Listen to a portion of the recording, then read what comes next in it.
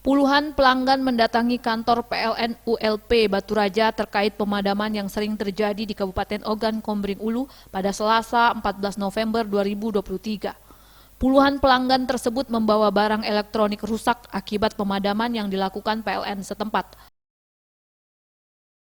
Puluhan pelanggan tersebut membawa barang elektronik rusak akibat pemadaman yang dilakukan PLN setempat.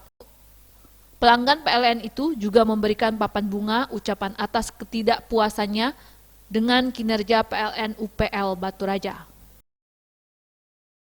Para pelanggan tersebut mengungkapkan kekecewaannya terhadap PLN UPL Batu Raja yang dianggap telah memadamkan listrik secara sepihak.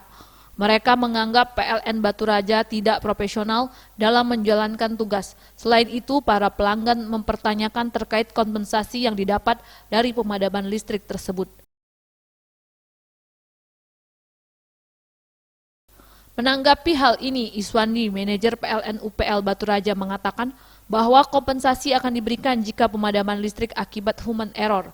Namun, jika pemadaman listrik akibat gangguan yang bukan disebabkan oleh sistem PLN cabang Batu Raja, kompensasi tidak akan diberikan. Dengan kompensasi yang disampaikan tadi, sepemahaman kami dari tahun ini, dari awal tahun ya, hampir 1 tahun, itu terkait dengan kompensasinya tidak pernah kami berikan, tidak pernah ada di Batu Raja ini, karena padamnya pun padam bukan karena sistem kami yang ini, karena gangguan. Jadi dalam permen itu kalau terjadi padam karena penyebabnya gangguan, itu tidak ada kompensasinya.